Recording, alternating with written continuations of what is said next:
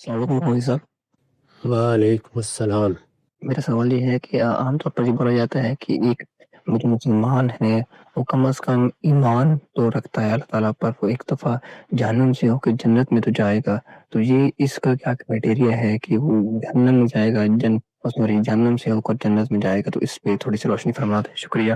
اللہ تعالیٰ نے جو قانون بیان کیا ہے اس کی روح سے ہمیں کچھ چیزیں ماننی ہیں، وہ پر بنائے علم مانی جاتی ہیں، ان کو ایمان کہا جاتا ہے۔ اس ایمان کے کچھ تقاضے ہیں جو عملی طور پر پورے کرنے ہوتے ہیں۔ اس میں ظاہر ہے کہ اللہ تعالیٰ یہ پسند تو کرتے ہیں کہ نہ ایمان میں کمی ہو نہ عمل میں کوئی کمی ہو، لیکن کیا ایمان اور عمل میں معمولی کمی، کوئی غلطی بڑی ہو گئی لیکن انسان قائم نہیں رہا اس پر، ان سب چیزوں کو یکساں کر دیں گے؟ تو اس میں ہر شخص نے جو کچھ کیا ہے اس کے علم و عمل کے لحاظ سے اس کا فیصلہ ہوگا۔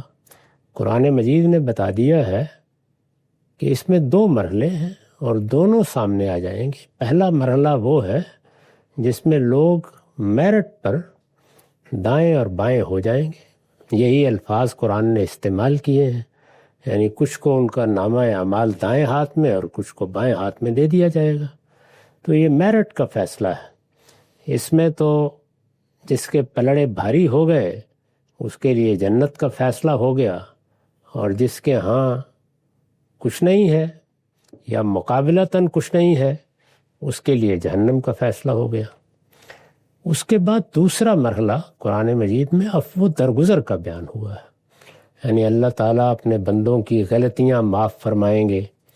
اس میں پھر کئی چیزیں ہیں جو حدیثوں میں بیان ہوئی ہیں اور بالکل ٹھیک بیان ہوئی ہیں، قاعدے کے مطابق ہیں۔ ایسے لوگ بھی ہوں گے جن کے لیے محشر کی اس سختی ہی میں عفو درگزر کا فیصلہ ہو جائے گا، ایسے بھی ہوں گے کہ جن کو جہنم میں بھیج دیا جائے گا لیکن پھر کچھ سزا بھگتنے کے بعد وہ واپس آ جائیں گے۔ تو یہ پوری بات بیان کی گئی ہے، اس کو ایسے ہی سمجھنا چاہیے۔ ہم جب ایمان کا لفظ بولتے ہیں تو اس کا یہ مطلب نہیں ہوتا کہ فلاں اور فلاں آدمی اپنے آپ کو یہاں مسلمان کہتا ہے۔ ہم سب اپنے آپ کو مسلمان کہتے ہیں، یہ یہاں کا معاملہ ہے۔ یہاں کسی کے مسلمان ہونے کا انحصار اس کے بیان پر ہے۔ قیامت میں وہ ایمان زیر بحث آئے گا جو دل میں ہوتا ہے اور جس کی انسان کے اعضاء و جوارح تصدیق کرتے ہیں۔ وہ ایمان ایک بڑی نعمت ہے۔ اس کا مطلب یہ ہے کہ آدمی نے اپنے علم کا صحیح استعمال کیا اور حقائق کا اعتراف کیا، تو وہ ایمان کسی بھی درجے میں ہو وہ ایک بڑا عمل بھی ہے، وہ نافع ہوگا انسان کے لیے۔